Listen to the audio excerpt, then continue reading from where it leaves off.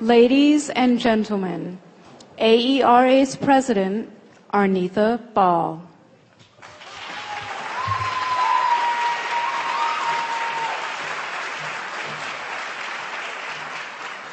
Thank you. I'm Arnitha Ball, President of the American Educational Research Association. On behalf of AERA, I welcome you to the 8th Annual Brown Lecture in Education Research. AERA inaugurated the Brown Lecture in 2004 on the 50th anniversary of the U.S. Supreme Court's landmark decision, Brown versus Board of Education. In the 1954 decision, the court cited social science research as central to its deliberative process. One of the important results of the Brown versus Board of Education case is the continuing use of social science research in related cases on educational equity and equality. Since the 2004 Brown Lecture, delivered by Professor Edmund Gordon, AERA has, yes, thank you. Delivered by Professor Edmund Gordon, AERA has selected a distinguished scholar, noted for producing significant and sustained research, or lines of research, related to equity and equality. And we want to recognize those significant researchers who do important research, and we're doing that this year.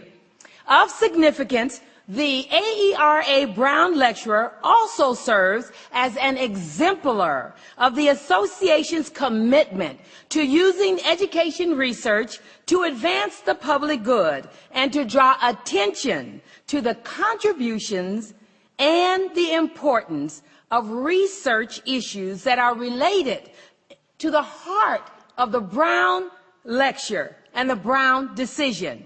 Educational research that is related to equality and equity. Thus, this research is fundamental to the improvement of educational policy and practice for the public good. The Brown Lecture now stands as one of the association's signature scholarly events. Tonight, the event would not be possible without the generous support of the 8 friends of the Brown Lecture. And I would like to acknowledge them and to thank them for their generosity and their continued support. Please hold your applause until I've read the entire list. Those 8 friends of the Brown Lecture include the American Association of Colleges of Teacher Education, American Institute for Research, the Educational Testing Service, George Washington University Graduate School of Education and Human Development, National Academy of Education, the National Council of Accreditation for Teacher Education, Sage Publications, and the Spencer Foundation.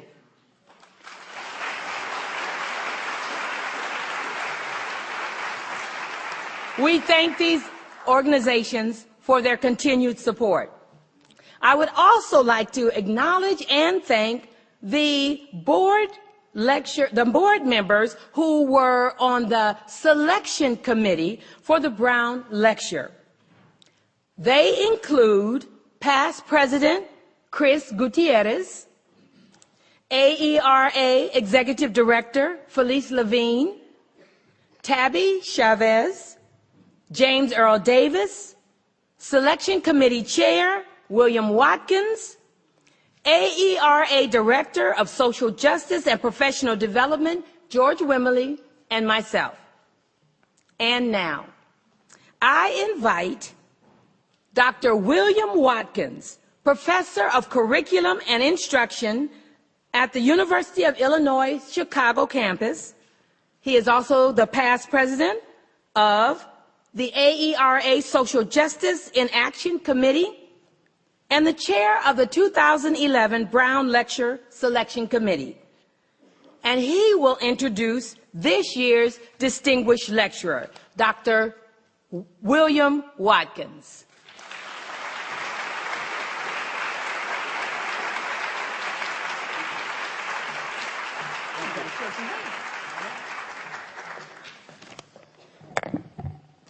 Thank you, and welcome on behalf of the American Educational Research Association and the Brown Lecture Selection Committee. Our honored speaker tonight hails from the city of brotherly love, Philadelphia, PA.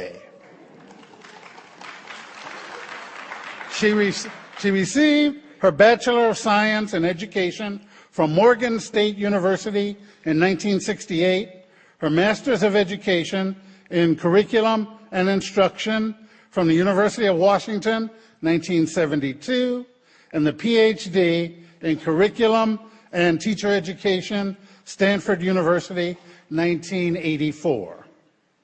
Gloria Ladson-Billings is the outgoing chair of the Department of Curriculum and Instruction, where she holds the Kellner Family Endowed Professorship in Urban Education and is faculty affiliate in the Departments of Educational Policy Studies and Afro-American Studies at the University of Wisconsin-Madison.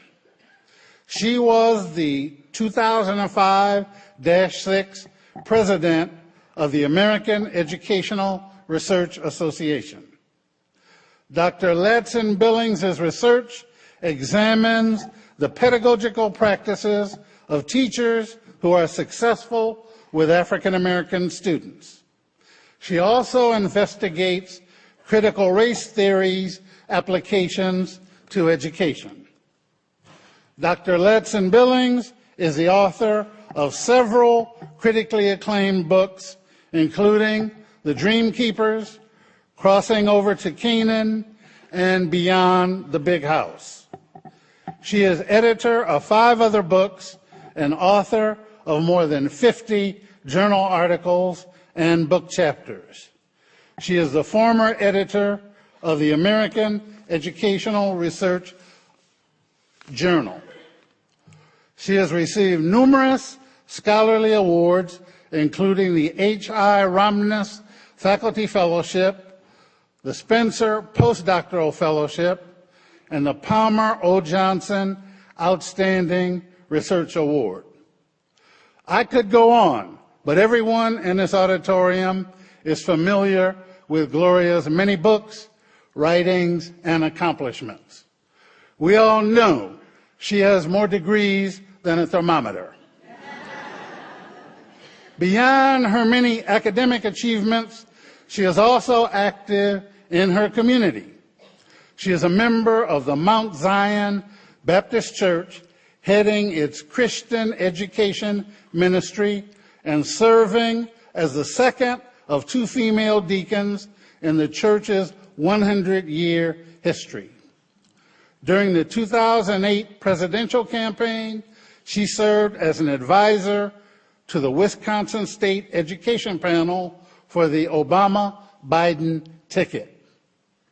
She is a member of the board of directors of the Madison affiliate of the Susan G. Komen for the Cure, and a 42-year member of Alpha Kappa Alpha Sorority Incorporated. Dr. Ladson-Billings is the wife of Charles Billings, mother of 4 adult children, and grandmother of 5. At a personal level, I first met Gloria at AERA in 1988. I immediately knew she was someone special. Over the years, I have observed her when the spotlight was both on and off. I can now say without reserve that Gloria is indeed something special. She is the quintessential citizen scholar. She participates. She participates in her family, her community, her university, the learning societies, and everywhere she treads. She has shown us all how to live in this world. She represents the best of us. If W.E.B. Du Bois, John Dewey, and Anna Julia Cooper were alive to know Gloria, they would collectively proclaim, "That's what I'm talking about." Ladies and gentlemen, I present to you Professor Gloria Ladson-Billings.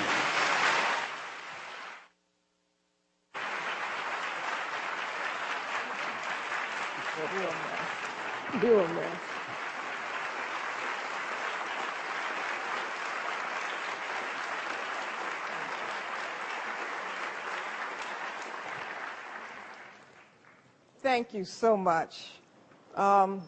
First, I want to thank AERA Social Justice Action Committee for this special honor. And I would like to say that I'm deeply humbled to be considered in the same company as Edmund Gordon, Claude Steele, Linda Darling Hammond, Stephen Raudenbush, Margaret Beale Spencer, Louise Mull, and Kenji Hakuda, all of whom have given this lecture before me.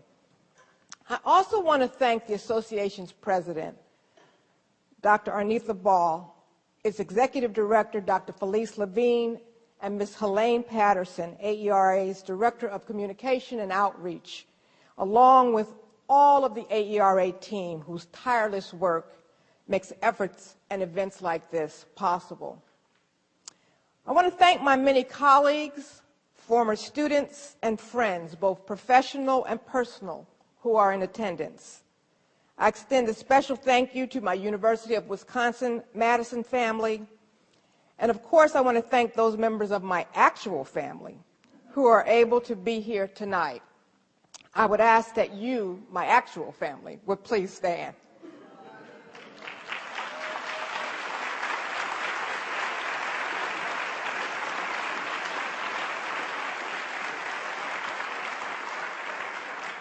Your love, support, and encouragement allow me to do what I do. And the most important love and support here with me tonight is my husband, Charles Billings. You have to stand again.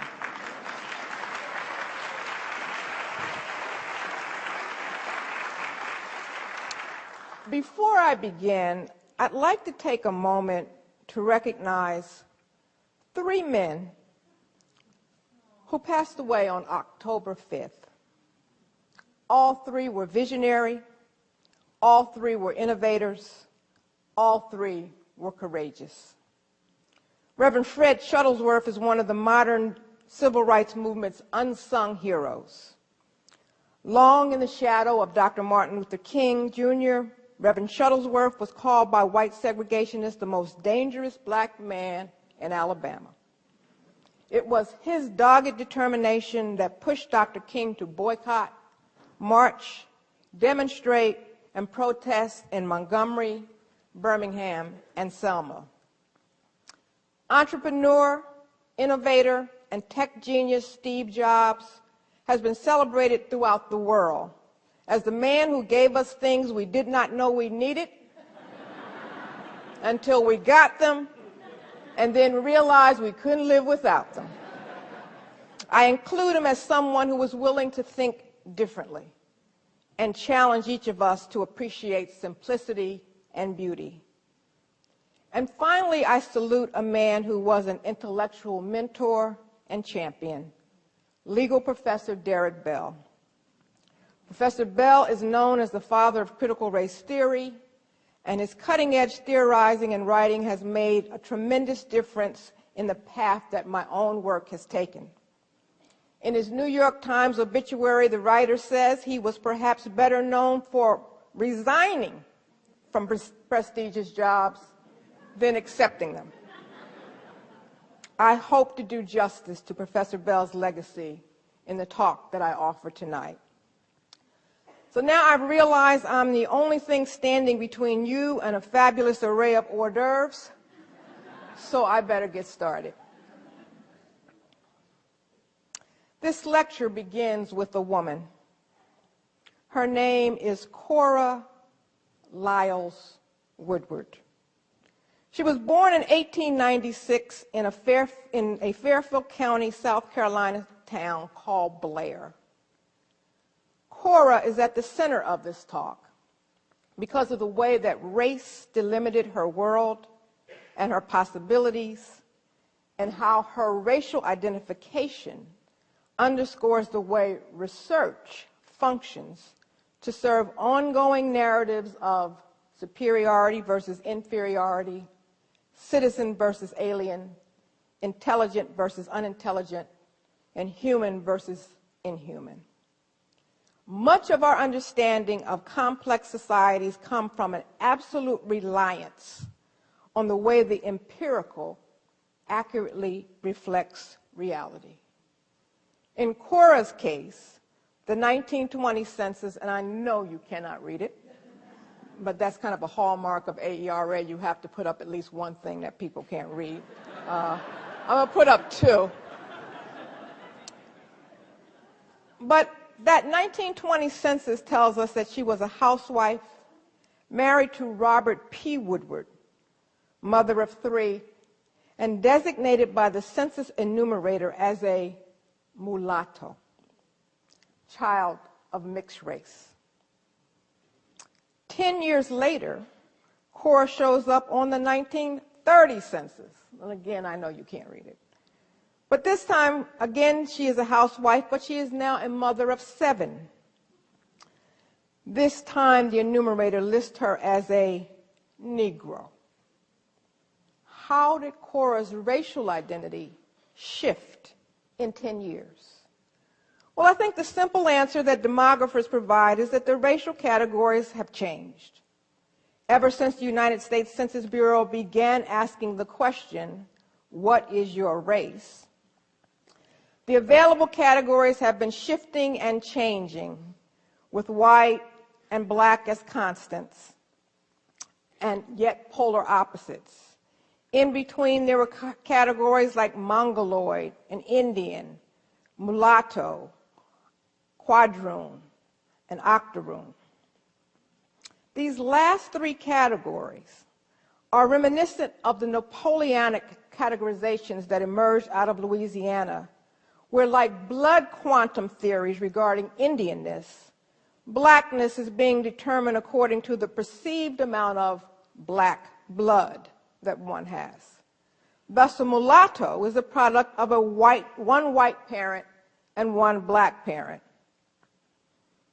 People like President Obama, Halle Berry, Lenny Kravitz, or Mariah Carey. A quadroon has one black grandparent, and an octoroon has one black great-grandparent. The point of these classifications was to codify issues of inheritance and social status, along with maintaining the myth of white supremacy.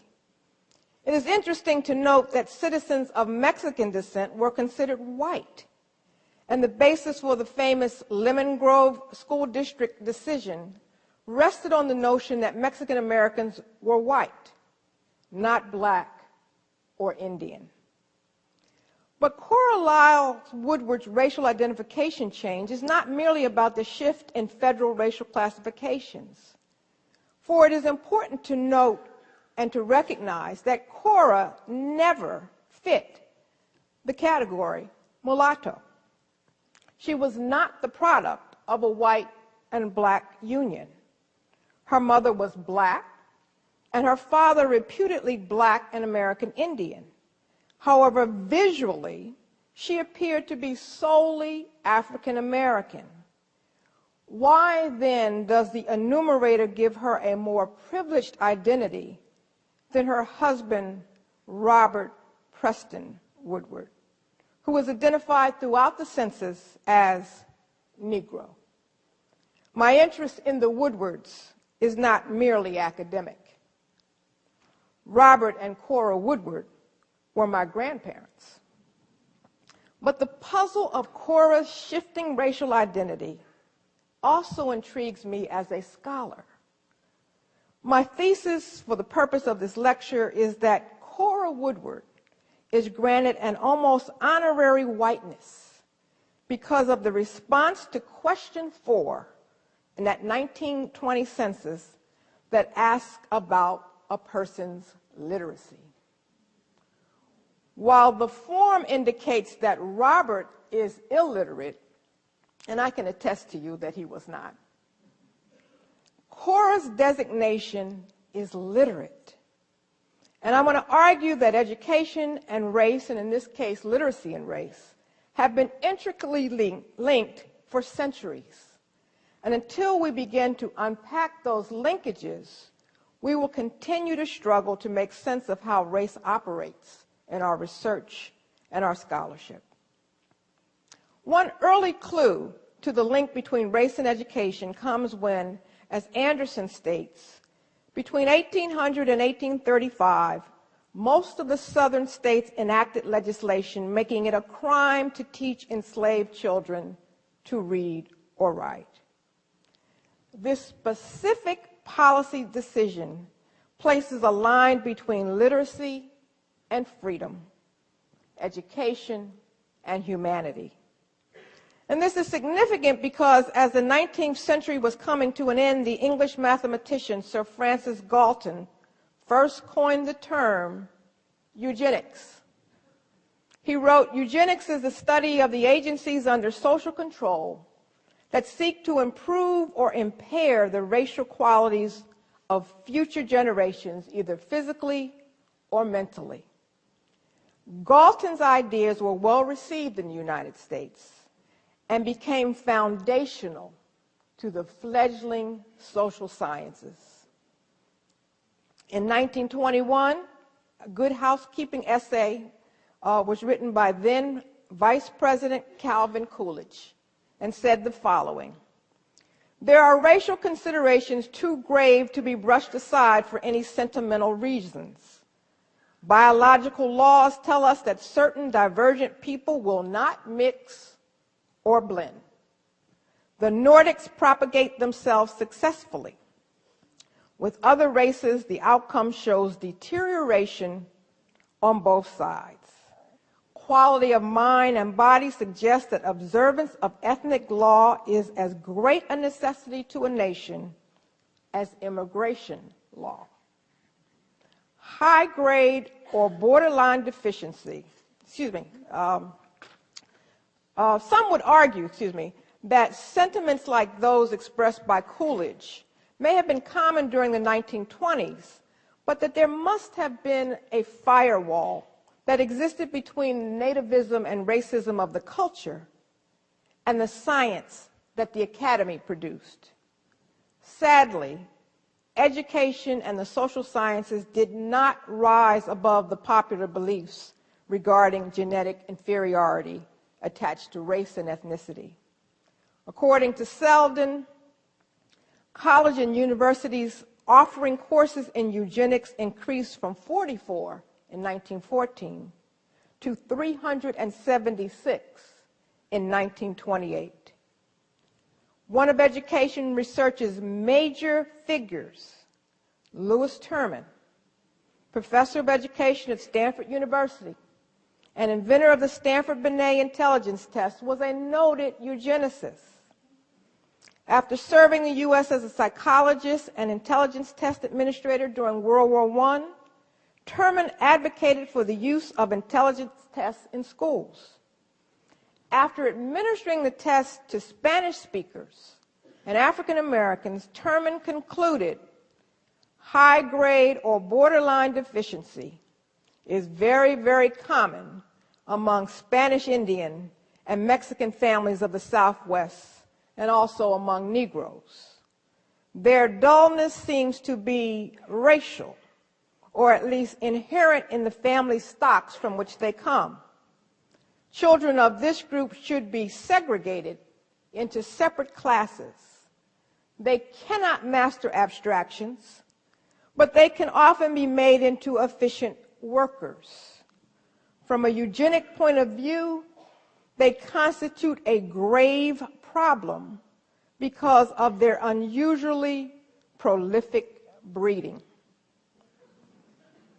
I highlight Terman here for a couple of reasons. First, because he is such a fixture in the education research canon. And second, because as a Stanford School of Education alumna, I know just how much cognitive dissonance my very existence would present for him.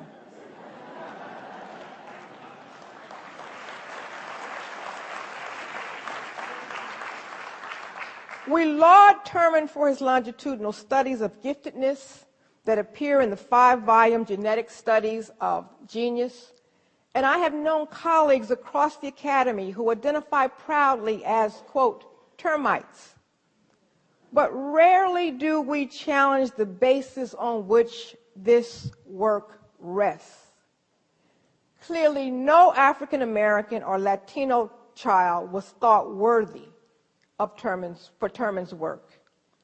We do not discredit his sampling techniques, despite his exclusion of entire groups of eligible subjects. Instead, we have used Terman's work as the basis for gifted and talented programs throughout the nation. Our colleagues in sociology have openly declared that the ability to collect data and do scientific research on race is vital to their enterprise. They issued in their 2003 statement, which our own executive director, Dr. Felice Levine, helped to draft. They issued this statement in response to a politically conservative movement to eliminate racial classifications in state agencies such as schools, health institutions, prisons, and so forth.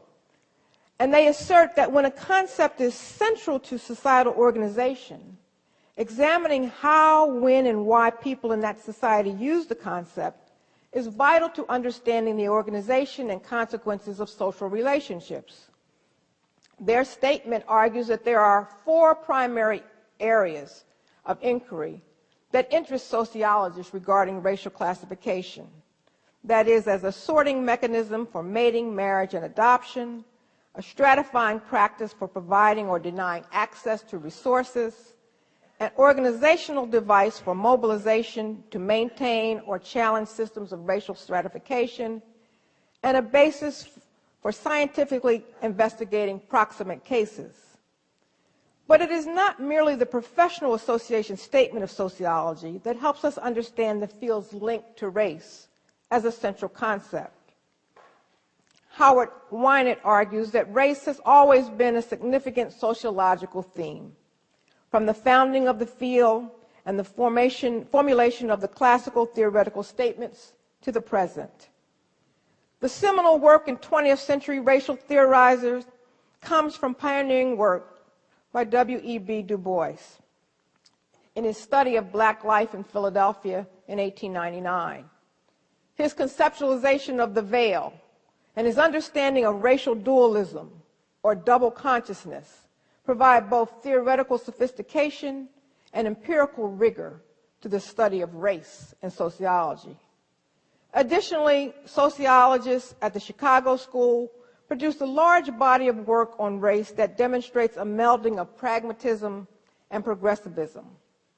The Chicago School scholars received credit for breaking from the notion of racial biologism and to assert strongly that race was socially constructed. Indeed, it was the research of a sociologist, Kenneth Clark, and his wife Mamie, that brought about the civil rights victory known as Brown, as he testified about the social psychological harm of segregation on behalf of the plaintiff. In The Dark Side of the Force, 100 Years of Sociology, Wynant details the genealogy of race in sociology over the last 100 years and points out their linkage to the broader socio-political trends. He argues that politically the field can be divided in 3 parts: mainstream, insurgent, and reactionary. And while these explanations are too complex for the time that we have for the lecture, I do want to underscore Wynant's assertion that the field of sociology is necessarily part of the problem it is trying to explain. I take Wynant's assertion as a relevant segue to another social science that informs education, anthropology. As someone who was trained in anthropology, as a card-carrying member of the American Anthropological Association, I've watched carefully the way that race was taken up in the field. For more than 3 years, AAA has conducted a public education project titled Race, Are We So Different? This project garnered more than $4 million in grant support.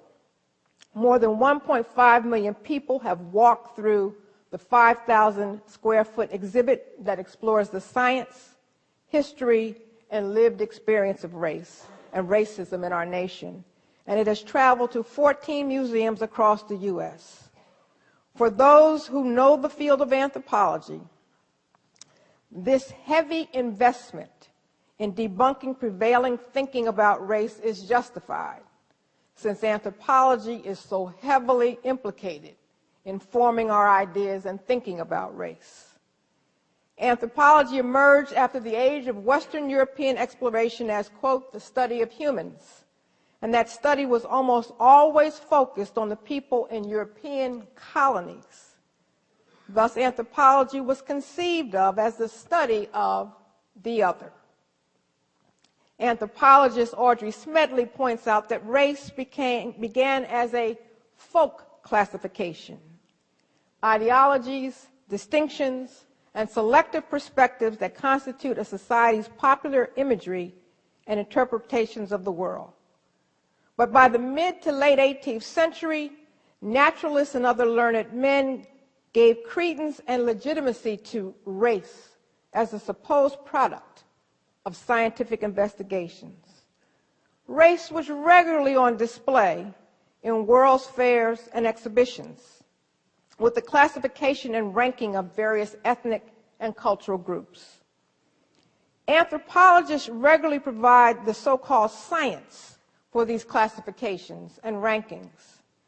The major influence of anthropology on our thinking about race was the formation of race as a worldview. Race as a worldview conceives of human populations as inherently unequal. And according to Smedley, in the early decades of the 19th century in North America, we had 5 ideological components that formed the structure of hierarchy and inequality. These elements are universal classifications of human groups as exclusive and discrete biotic entities, the imposition of a non-egalitarian ethos that required the ranking of these groups in relation to each other, a belief that the outer physical characteristics of human populations were surface manifestations of inner qualities, such as intellect or morality or temperament. A belief that all these characteristics, both outer and inner, were heritable, and that each exclusive group or race was created unique and distinct by nature or by God, so that the imputed differences, believed fixed and unalterable, could never be bridged or transcended.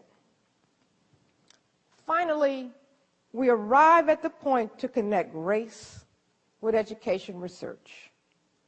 And because education is a field heavily dependent on the social science disciplines, it is logical to assume that it contains some of the shortcomings of those disciplines regarding a concept like race. Education research borrows psychology's notions of normal and exceptional in terms of individuals. It borrows sociology's notions of normal and exceptional groups, such as families and communities, as well as institutions. And it borrows anthropology's notions of culture, with implicit beliefs about the classification and ranking of such groups. As a young scholar, I was deeply disturbed by the way race was dealt with in my graduate studies. The research was quick to establish categories like race, class, and gender as logical ways to consider human variation and to promote notions of superiority and inferiority within those categorical boundaries. I also found it puzzling that so many education research findings and innovations were linked to race without clear attribution of how race helped move the field. For example, Elizabeth Cohen's path-breaking work on status equalization led to almost everything we know about cooperative grouping in instruction. Cohen was clear that her work was important for helping the desegregation efforts, but subsequent scholars seem to dismiss or ignore the role that race played in helping us understand classroom dynamics. Large portions of the research done on Title I of the Elementary and Secondary Education Act of 1965 rely on schooling experiences of racialized groups in programs like Head Start, Follow Through, and other compensatory programming. Even the beloved Sesame Street has relied heavily on the lives and day-to-day experiences of children of color. There is a page on the Georgetown University Early Childhood website describing Sesame Street, and it says, and I quote, "Devised in 1968 as a program designed to enhance school readiness in low-income and minority children, Sesame Street was the first television series to attempt to teach an educational curriculum to its viewers." Similar model was used for an older elementary group of children in The Electric Company, which was also a children's television workshop show that ran for 6 seasons. In my dissertation, and hopefully you will not go and read it, I focused on black students' conceptualizations of themselves as citizens because I'd read an article about the National Assessment of Educational Progress Citizenship Objectives Test that declared that black students were poorer citizens than their white counterparts as measured by NAEP. I found this characterization hyperbolic, given the long history of African Americans' dedication to the nation, from fighting in every war since the American Revolution to literally dying for the franchise. This research was the beginning of my understanding of the paradigmatic and epistemologic challenges that research aimed at unpacking race has to confront. Years later, as a part of my Spencer postdoctoral fellowship, I was still plagued with this paradigmatic issue. Since much of the literature is fixated on failure and what is wrong with African Americans and other students of color, I had the temerity and unmitigated gall to ask, what is right with African American students? And what happens in those classrooms where teachers are successful with them? The first roadblock I encountered was that almost all of the education research literature on African American students was organized around failure. I sat before a computer terminal and entered the search terms black education and African American education. And within 2 clicks of the computer, I saw the cross references: C, culturally deprived; C, culturally deficient. Our entire field was resting on a deficit paradigm that makes it difficult to uncouple the work that we want to do from the centuries of work handed down from ideological positions that emerge from constitutive disciplines that insist on the inferiority of entire groups of people. So I had to begin without the help of conventional education research literature and reach for existence proofs as the evidentiary basis on which to make claims of African American excellence and success. Now, I can tell you that that is not a particularly hard case to make. Because if W.E.B. Du Bois could earn a PhD in history from Harvard in 1895, the first African American to do so, if Carter G. Woodson could earn a PhD in history from Harvard in 1912, the second African American to do so, if Anna Julia Cooper could come out of slavery and become a teacher and a school principal, and if George Washington Carver could come out of slavery and complete a master's degree in botany from Iowa State University and go on to be one of the nation's most prolific scientists, then we know that discourses about African American intellectual inferiority cannot stand in the face of these amazing biographies. However, I know that certain analyses suggest that people like those that I just mentioned reflect what we call in research outliers. They become the exception to the rule. In fact, they become the exception that proves the rule. So we need a greater sample for empirical and statistical power. For this, I point to the 105 historically black colleges and universities in this country.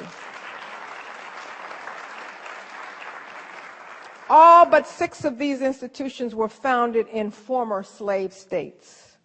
Most were established at the end of the Civil War, with the exception of Cheyney University of Pennsylvania, which was established in 1837, Lincoln University in Pennsylvania, which was established in 1854, and Wilberforce University in Ohio, which was established in 1856. So desperate for education were the newly emancipated African Americans that they started these schools in boxcars, which is Atlanta University's beginning, church basements, which is Spelman College's beginning, and on garbage dumps, which was Bethune-Cookman's beginning. These institutions started in meager circumstances with limited resources and yet produced some of the nation's best minds. W.E.B. Du Bois, Thurgood Marshall, Martin Luther King Jr., Toni Morrison. Even today, HBCUs produce 50% of the black teachers and 70% of the black dentists. I knew that African American success and excellence were both possible and real. My research on successful teachers of African American children allowed me to build the theory of culturally relevant pedagogy, where we could see that success in a classroom of African American students rests on 3 propositions: a focus on student learning, the development of cultural competence, and the promotion of a socio-political consciousness. It did not rest on tinkering with the curriculum, demanding absolute quiet, or having everybody wear a uniform. It rests on a teacher who believes deeply in the intellectual capability of the student and his or her own efficacious abilities. When I was first asked why African American students and success, my immediate response was, why not? If we can improve the system for what the Bible calls the least of these, it seems reasonable that it will provide a way to improve it for all others. It's interesting that this question of why African Americans has never come up among my colleagues in Sweden, Japan, the UK, or Brazil. They are only interested in the portability of the theory for struggling students in their countries. As my work on culturally relevant pedagogy was starting to get some recognition, I found myself grappling with a new theoretical issue that was more likely to bring less sanguine responses: critical race theory. The title of this talk is Through a Glass Darkly: The Persistence of Race in Education Research. And I chose this title because I believe much of what we do in education research regarding race is cloudy and imprecise. We are using crude measures to sort and slot people into categories: black, white, Latino, immigrant, English-speaking, low income, disabled, first generation, as if we don't live our lives across multiple categories of being, or as if some of the categories that are most salient in our lives aren't invisible. We know little about the faith commitments of students.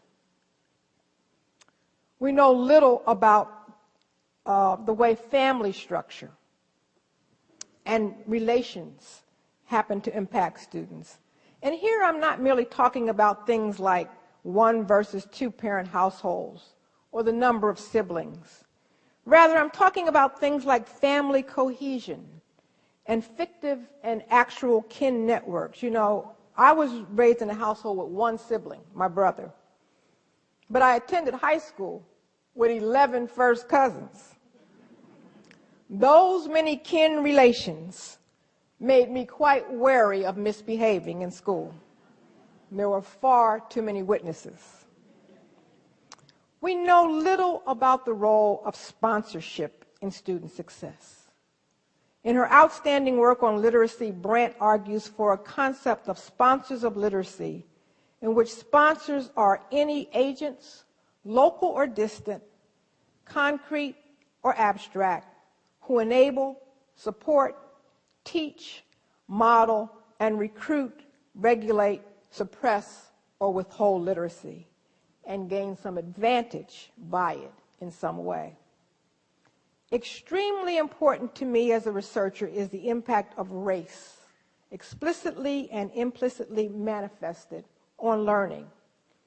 Does the race of the teacher and other classmates matter for learners?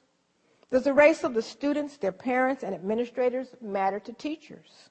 And if so, how does it matter?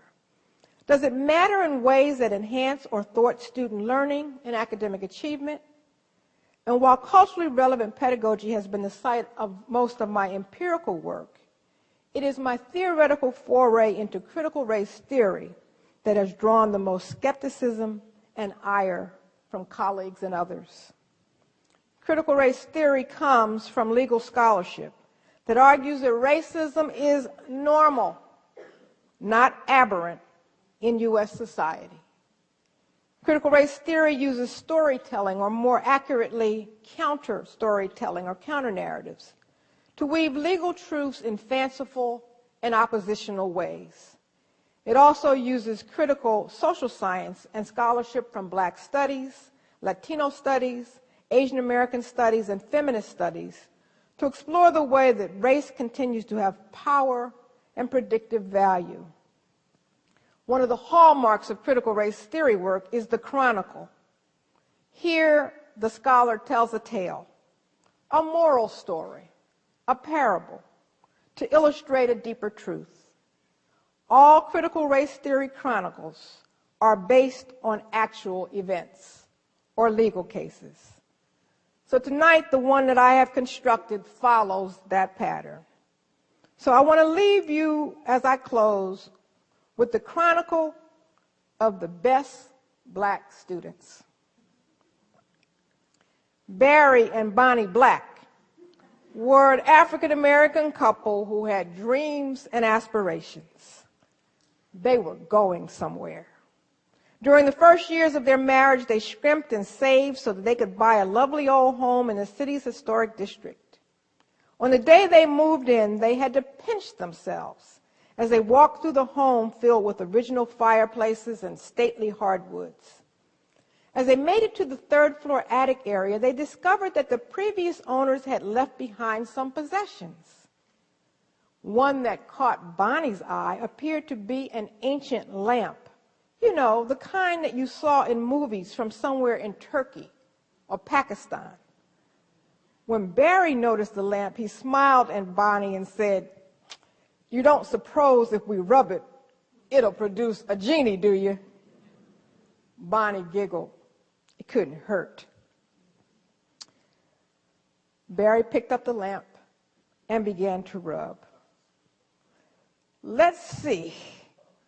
I think I'll ask to get this big mortgage paid off." And no sooner than the words had left his mouth, a cloud of smoke, and indeed, a genie appeared. "Your wish is my command," bellowed the genie. Barry and Bonnie grabbed each other and stood with their mouths agape. "What in the world?" started Bonnie. Come on, I don't have all day," said the genie. "Let's hear your wish." Barry seemed to compose himself and said, "Wish? Well, I thought we were supposed to get 3 wishes." You people watch too many movies. We're in the middle of a recession. You get one wish. Barry and Bonnie looked at each other for what seemed an eternity. And then they said in unison, "We'd like to have the best black children." Sure enough, when the couple's first baby, Benita, was born, she looked like the best black child. She was beautiful, alert, and in perfect health.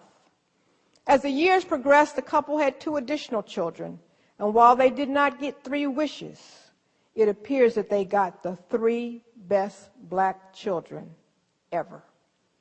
Barry and Bonnie delighted in raising Benita, Barack, and Belinda, their best black children. By the time Benita arrived at George Washington Community High School, she had proven herself to be a model student. She excelled in the classroom and in the arts, and although she was the only African American in the school, she was well-liked and a stellar student. In her senior year, Benita was taking all advanced placement courses and was first violinist in the school symphony orchestra. When the grade chairman calculated the grades, it appeared that Benita was the class valedictorian. Barry and Bonnie gushed with pride and said to each other, "We do have the best black children." A few days before graduation, the principal summoned Benita to the office. She felt certain he wanted to give her some special congratulatory words. However, once in the office, the principal informed Benita that the school was going to, quote, "go in a different direction this year and have co-valedictorians." "I don't understand," Benita remarked. "I was clearly the best student in the graduating class." "I know," smiled the principal. "We just thought it would be fair to be a bit more inclusive." Although puzzled about what happened with Benita and the valedictorian address, Barry and Bonnie Black knew that their son Barack would have an amazing high school career. The moment Barack set foot in Washington High, he was a star.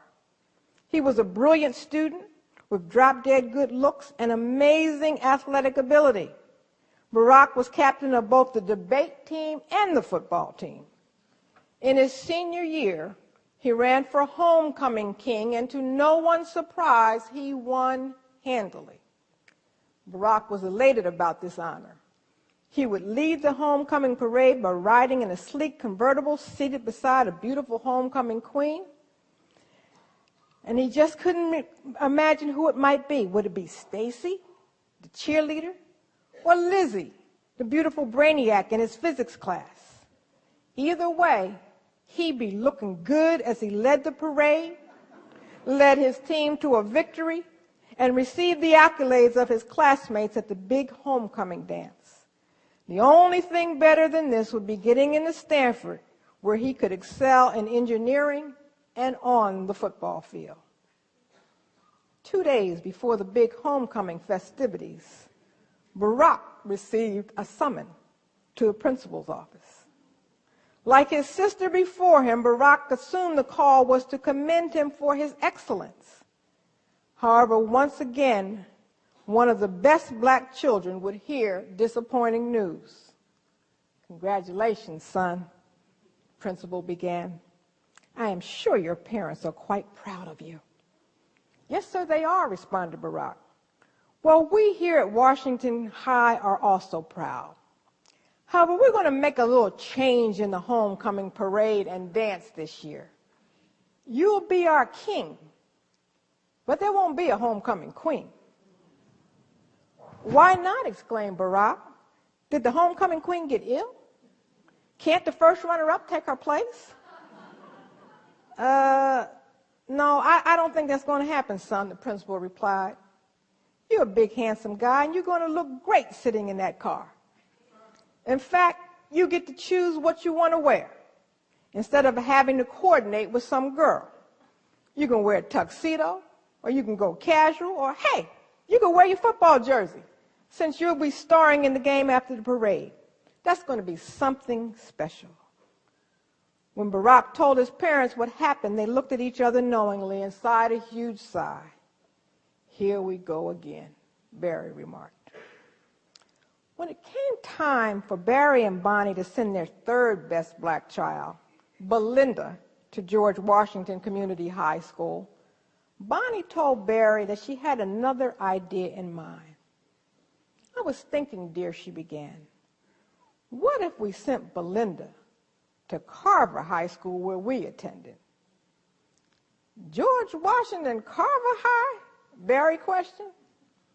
Yes, we know Belinda is exceptionally smart, like our other two children.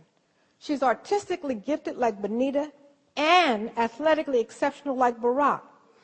Belinda will excel no matter where she goes, and we can ensure that she has enough enrichment opportunities to make up for any possible shortcomings at the school.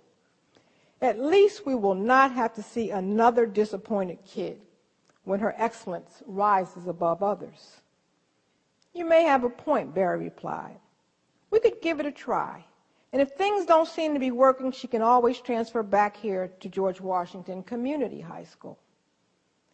Belinda was surprised her parents enrolled her in Carver High, but within a few weeks she was among the most popular kids at the school. Her phone was constantly ringing, and she had more dates than she could keep up with. She was the captain of the debate team, head cheerleader during football season, starting point guard on the girls' basketball team, and class president. By the time she had completed 4 years at Carver, Belinda had held every major office in student government. She had scores of friends and was much loved by the teachers and administrators. She loved going to school, and her 4.0 grade point average made her a shoo-in for valedictorian and the university of her choice. In spring, when colleges and universities began sending out their admissions decision, the black family's mailbox was inundated with acceptances.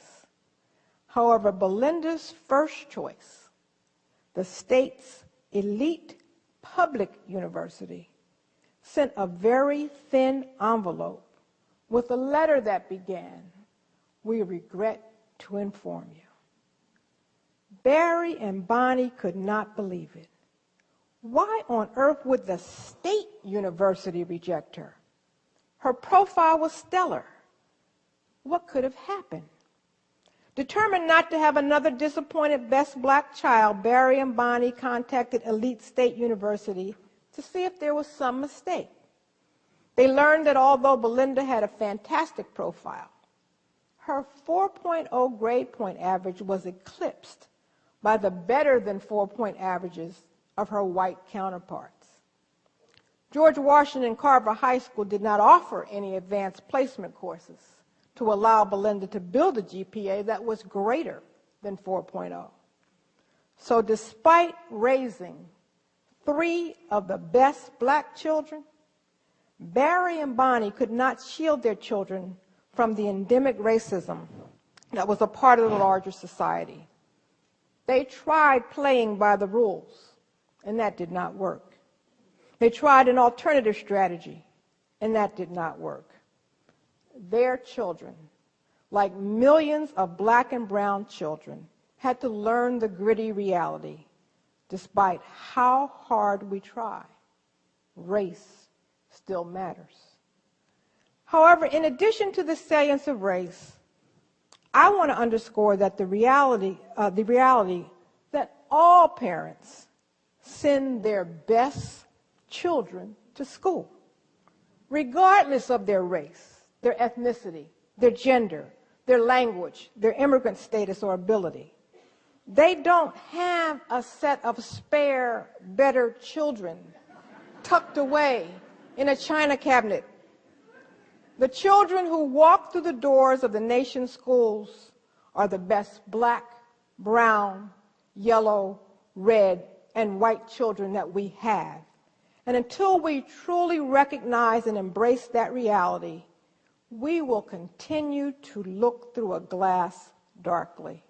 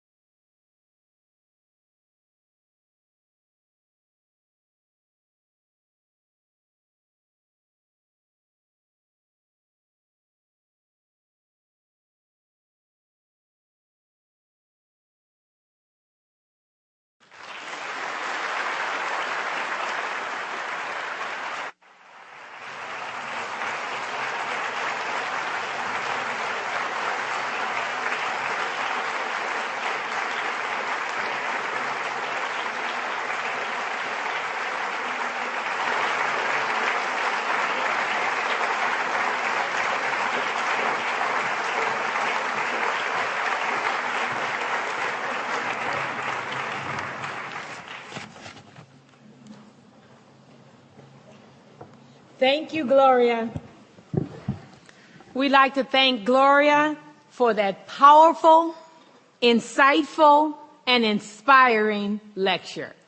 We'd like to thank you, Gloria, for not only for your contributions, Gloria, to educational research, to practice. Gloria, we'd just like to thank you for who you are. Thank you.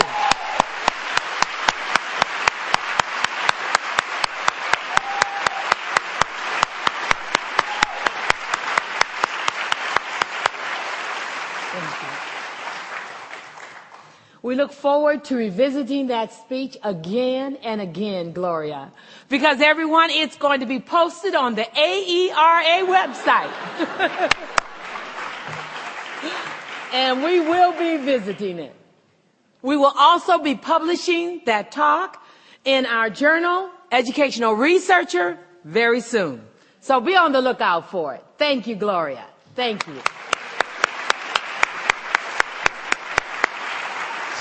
Wow.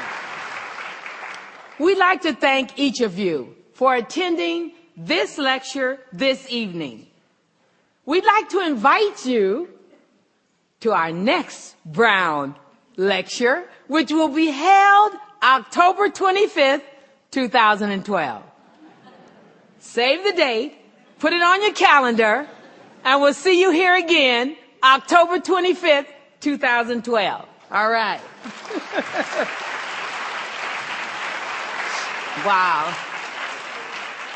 In addition, we would like to invite each of you to attend the American Education Research Association's annual meeting in beautiful Vancouver, British Columbia, and it will be held there April 13th through the 17th, and we invite you to be there. The theme of that annual meeting will be Non Satis Sciere. To know is not enough.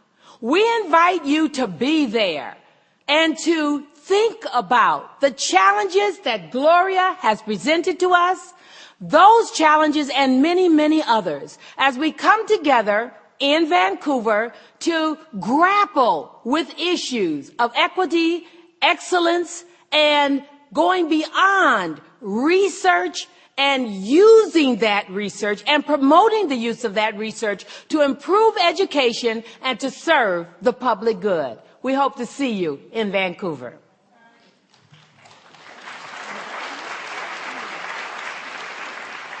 Tonight, we'd like to thank each and every one of you for attending our lecture this evening. We would like to invite each and every one of you to sign the guest book, which is located out in the foyer, which we will be giving to Gloria as a memory for this evening and the time that she has spent with us. So please sign the guest book.